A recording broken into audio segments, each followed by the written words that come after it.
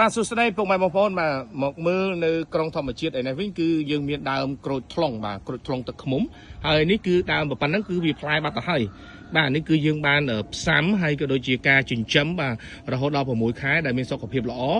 ហើយមានការធានាច្បាស់លាស់បាទគឺនៅក្រុងធម្មជាតិណាគឺក្រូចថ្លុងទឹកឃ្មុំបាទពុកម៉ែស្ដាប់អត់ច្រឡំទេក្រូចថ្លុងទឹកឃ្មុំបាទ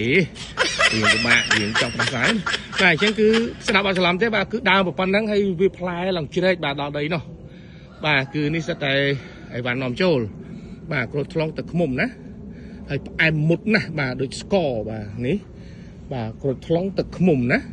បាទអញ្ចឹងគឺពុកម៉ែបងប្អូនអាចមកដល់ក្រុងធម្មជាតិគឺយើងមកមើលស្តុក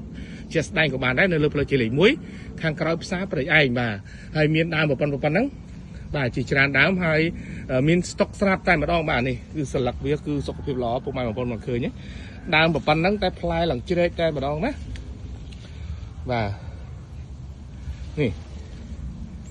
ឃើញទេបាទយកទៅដឹងតែផ្លែភ្លាមតែម្ដងបាទទៀបស្រួលបេះ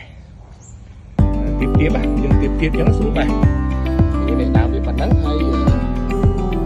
ផ្លែឡើងជ្រែកមកបាទទៀបចឹងស្រួលបេះហើយស្រួលដាំទៀតបាទមកលក្ខណៈគ្រួសារពេលដែលយើងហូបក្រូចថ្លុងនេះទៅគឺមានន័យថាបន្ថយការស្ពឹកដៃស្ពឹកជើងបន្ថយការឈឺក្បាលដល់ចង់ក្រោយផលប្រយោជន៍គោលរបស់វាធំគឺវាជួយបន្ថយអាស៊ីតវាជួយធ្វើឲ្យឈាមនៅក្នុងសរសៃឈាមយើងហ្នឹងរាវវាមិនខាប់បើដូចខ្ញុំអញ្ចឹងវាចូលដល់ឈាមខាប់ជំរាបសួរបងប្អូនជាកសិករពិសេសបងអ្នកដែលដាំដុះដំណាំទុរេនហើយជាមួយនឹងដំណាំផ្លែអាប៉ោបាទអញ្ចឹងថ្ងៃនេះគឺថ្ងៃទីបាទរួចថ្ងៃចង់បញ្ជាក់អញ្ចឹងហើយចំពោះការថែទាំរបស់វាហ្នឹងដូចខ្ញុំប្រើពាក្យថាដាំវាចំផ្នែកអាប៉ោងរបស់ដំណាំទុរេនបាទដាំវាចំផ្នែកអាប៉ោងរបស់ដំណាំទុរេនគេដាក់ដាំឆ្លងវាទេហើយយើងសួរថាតើបានថែទាំអត់ទេការថែទាំនេះសឹងតែលើវាហ្នឹងគឺអត់មានហ្មងវាគ្រាន់តែក្រោមមលុប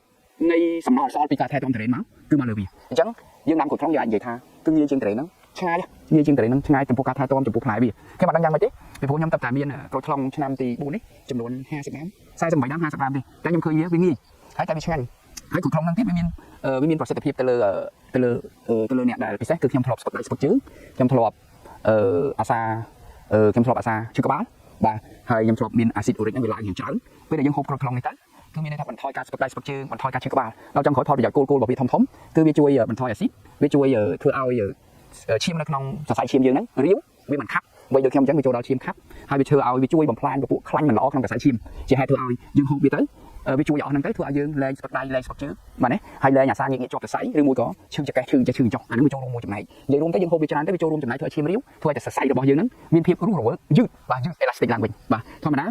វ័យខ្ញុំហ្នឹងគឺវ័យ1.1ហើយកាលណាវ័យដែលវាទ្រុឌទ្រោមទៅវិញហើយអញ្ចឹងសរសៃទៅសូមអីវាលែងលូតលាស់ហើយវារងចាំតែវាវត្តទៅភាពក្រិនភាពចាស់ទៅហើយអញ្ចឹងដល់ពេលយើងហូបអាហ្នឹងទៅវាទៅជួយសម្រួលពពួកខ្លាញ់ទាំងអស់ហ្នឹងពពួកឈាមទាំងអស់ហ្នឹងទៅយើងឃើញថាយើងមានសុខភាពល្អបាទអញ្ចឹងអានេះគ្រាន់តែជាផ្នែកតូចមួយដែលសល់ពីការថែទាំដំណាំទុរេនរបស់ខ្ញុំហ្នឹងយើងមកអីគេមកបដោតលើវាតិចតួចទេតែលទ្ធផលចុងក្រោយអាដំណាំឆ្លូកហ្នឹងឬក៏ដំណាំផ្នែកអាប៉ោងហ្នឹងវាបានផលដែរបាទអញ្ចឹងចំពោះទុរេនវិញយើងមើលសង្កេតមើលបាទនៅពេលនេះគឺស្អាតល្អបាទយើងមើលទៅគឺខ្មៅក្រឹបតែម្ដងបាទទុរេននេះគឺវាបានដល់ខែ9បាទដល់ខែ9បាន5ឆ្នាំពេញបាទដល់ខែ9 5ឆ្នាំពេញអញ្ចឹងយើងមើលទៅទិដ្ឋភាពគឺស្អាតវាអញ្ចឹងបាទអានេះយើងថែទាំបានដិតដងគឺខ្មៅក្រឹបគូផ្សំជាមួយថ្ងៃនេះប្រហែលថ្ងៃនេះវាភ្លៀងឲ្យថ្ងៃអំណោយឲ្យផលសម្រាប់ការធ្វើរស្មីសំយោគវិញផងអញ្ចឹងល្អខ្លាំងបាទអញ្ចឹងអត់មានអីទេក៏សូមជូនពរបងប្អូនជាកសិករយើងទាំងអស់គ្នាអ្នកដែលដាំទុរេនដូចខ្ញុំបាទយកល្អគួរតែបន្តបន្ថែមការដាំក្រូចថ្លុងដើម្បីលក់ដល់អ្នកដែលមកចាំអ្វីបាទព្រោះវ័យនៅក្មេងវ័យពេញវ័យលោកគាត់ចូលចិត្តហូបអ្វីដែលជាតិស្ករមានធម៌ពលខ្លាំងដូចជាផ្លែទុរេនកាលណាដល់ពេលវ័យដូចខ្ញុំអញ្ចឹងទៅយើងភាគច្រើនចូលចិត្តហូបក្រូចថ្លុងវិញអញ្ចឹងគួរតែចូលរួមនៅក្នុងការដាំក្រូចថ្លុងបានច្រើនដើម្បីទីផ្សារអ្នកដែលវ័យប៉ុណ្ណេះអ្នកដែលវ័យអាយុ50ឡើងបាទអាហ្នឹងវ័យ50យើងហូបក្រូចថ្លុងល្អណាអញ្ចឹងក៏អរគុណច្រើនបាទសូមជម្រាបលា